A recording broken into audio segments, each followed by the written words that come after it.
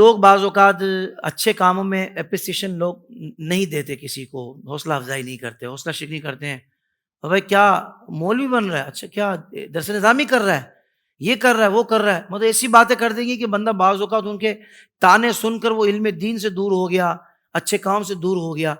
تو حضرت یہ شاید فرمائیے کہ اس میں گنہگار کون ہوگا، چھوڑنے والا یا تانا دینے والا؟ اگر تو وہ فرض علوم سے پیچھے ہٹا ہے لوگوں کے تانے کی وجہ سے تو یہ خود بھی گناہ گار ہوگا، کیونکہ اچھا، چھوڑنے والا. فرض علوم تو سیکھنا اس کی ذمہ داری ہے ہی نا، چاہے پوری دنیا اس کی مخالفت پہ کھڑی ہو جائے. اللہ جیسے اکبر. نماز ہے، نماز کی ادائیگی فرض ہے، اب دنیا والے تانا دیں اور کہیں کہ میں دنیا والوں کی وجہ سے جو وہ نماز نہیں پڑھ رہا تو گناہ گار ہی ہوگا نا. صحیح ہے. اب یہ تو نہیں کہ لوگ گناہ گار ہوں اور میں نے چونکہ ان کی وجہ سے چھوڑا ہے تو میں بالکل جو ہے وہ دودھ کا دلہا بن جاؤں، ایسا نہیں ہوگا. اگر آپ نے فرض علوم چھوڑے ہیں تو گناہ گار آپ بھی ہوں گے اور جس نے آپ کو مجبور کیا ہے وہ بھی گناہ گار ہوگا. بالکل صحیح. اور اگر آپ نے فرض علوم نہیں چھوڑے، کوئی ایسا جیسے مثال کے طور پر درس نظامی وغیرہ کر رہے ہوتے ہیں، کوئی شارٹ کورس کر رہے ہوتے ہیں جس کا تعلق فرض علوم سے نہ ہو، صحیح. وہ چھوڑ دیا تو یہ بھی برا تھا کہ آپ نے لوگوں کے تانوں کی وجہ سے آپ کا عزم و استقلال، آپ کا ارادہ اتنا کمزور تھا کہ آپ نے لوگوں کی تانوں کی وجہ سے چھوڑ دیا. سرکار علیہ الصلوۃ والسلام کے دور میں صحابہ کا جذبہ آپ دیکھیں کہ ظلم تھا، لیکن اس کے باوجود جو انہوں نے دین سے پیچھے نہیں ہٹے اور آپ ان تانوں کی وجہ سے پیچھے ہٹ گئے.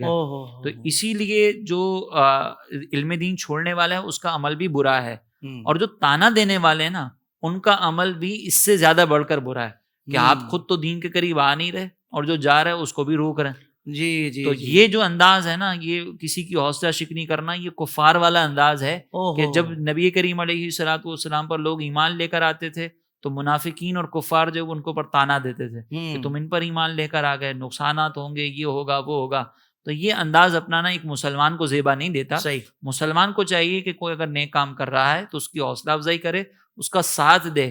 خود نیک نہیں ہوگا، نیکوں کا ساتھ دے گا تو انشاءاللہ امید ہے کہ ساتھ دینے کی وجہ سے بخشش ہو جائے گی. کیا بات ہے. لیکن اگر کسی کو روکے گا تو ہو سکتا ہے کہ پھر اس پر اتنی خطرناک گرفت ہو کہ شاید پھر مرتے وقت ایمان بھی نصیب نہ ہو، اللہ کیونکہ آپ دین سے روک رہے ہیں. اسی لیے اس پر جو ہے وہ بہت زیادہ غور کرنے کی ضرورت ہے. بعض اوقات والدین رکاوٹ بن جاتے ہیں، بعض اوقات رشتہ دار رکاوٹ بن جاتے ہیں.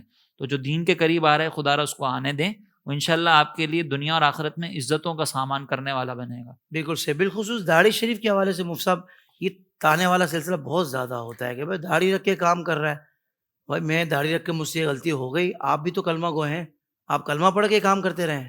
ایسا ہی ہے کہ ہم جو ہے وہ بعض اوقات سامنے والے کی حوصلہ شکنی تو کریں گے اس کے غلط کام کے اوپر، اور پھر اس کی جو دینی ایکٹیویٹی ہوگی نا اس کے اوپر تانا ڈالیں گے. جی. یہ ایک الگ بات ہے کہ داڑھی والے سے بعض اوقات ہے نا کچھ لوگوں کو ایک عقیدت ہوتی ہے. صحیح. وہ عقیدت میں بھی اس کو زیادہ کہتے ہیں، احتیاط کرنی ہے. وہ عقیدت میں بھی کہتے ہیں کہ یار داڑھی رکھ کے آپ ایسا نہ کریں. عقیدت میں بھی کہا جاتا ہے. بالکل صحیح. لیکن اگر بالفرض کوئی صرف تانے کے اس سے کہہ رہا ہے نا تو وہ غلط کر رہا ہے کہ آپ سامنے والے کی توہین اور تحقیر کر رہے ہیں دین پر چلنے کی وجہ سے، تو یہ قابل مذمت عمل ہے. بالکل صحیح.